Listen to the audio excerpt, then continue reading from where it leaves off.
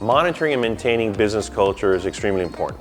I look at it as similar to monitoring the finances or the operations or the delivery of work that we do with our customers.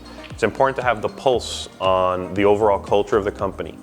At the end of the day, our customers are watching as well. They're watching to see how do we operate as a family, as a team, how do we collaborate, how do we act during difficult and challenging times, and ultimately that resonates to what we're trying to do, which is deliver good service.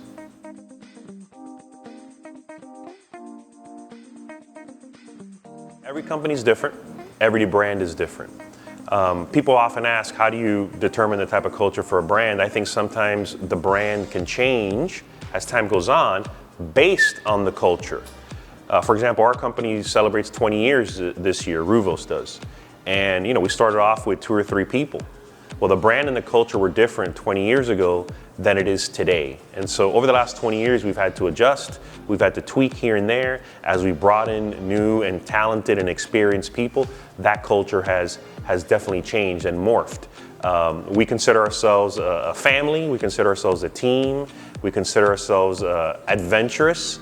And those are honestly things that we have tweaked over the last 20 years overall.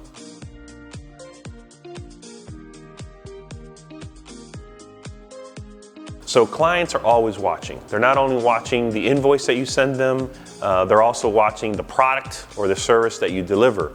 But they're also seeing how you interact with your team members from your company on conference calls, on Zoom calls, in-person meetings, for example. They see how a leader or a project manager is treating their employees, how they pick up the phone and how they respond to questions, how the team and the culture responds to difficult and challenging times. And so it's extremely important to not only have a strong culture for your own purposes, right, to have that strong foundation, but always be realizing that not only customers are watching, but also people that you may recruit, the media, the community. So there's multiple reasons to focus on having a strong culture.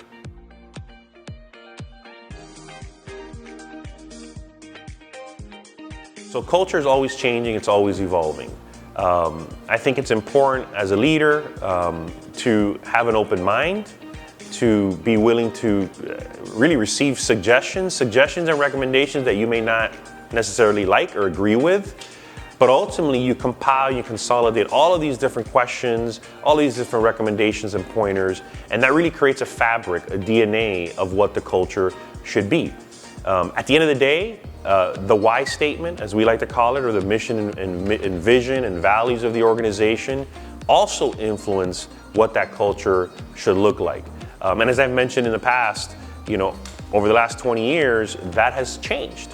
It has not only changed because we have new people and folks with different backgrounds, but also the market has changed. The way we work in this hybrid type of workforce that we live and work in has changed, which has obviously influenced culture.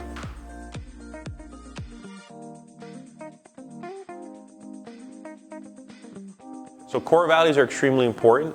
I think it starts with the top, but it really should trickle down all the way to the bottom. And it should be a bi-directional type of feel and belief.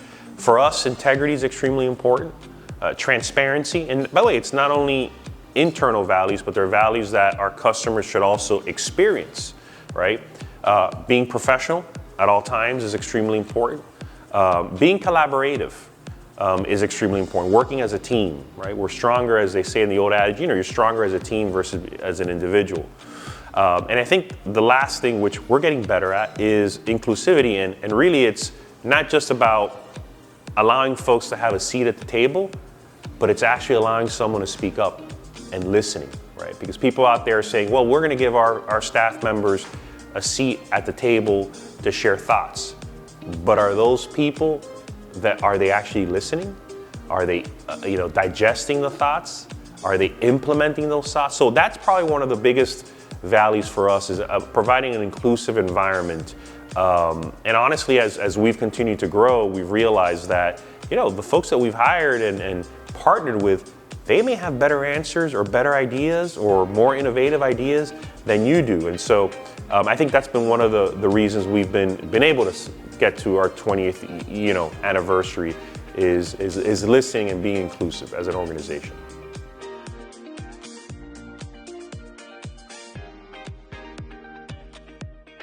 For anyone who's trying to instill, culture, team culture, my thing is there's no magic equation. I think everyone is different. Everyone plays a role in the DNA of the organization. And when you put all of those different, perspectives and experiences and languages spoken and countries that they've lived in and backgrounds, that creates a fabric. That creates a DNA for your organization. And you should take advantage or capitalize on that to ultimately create a culture. But I also think another thing that should be considered is not, just sticking to one culture, being flexible, right? There are many organizations that had a quote unquote culture before the pandemic, right? We're at the 4-year mark right now.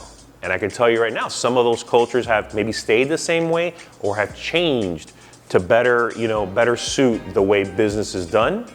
That's an important thing when you're recruiting. That's an important thing when you're retaining talent. And that's also an important thing when you're trying to share your story like I am at the moment.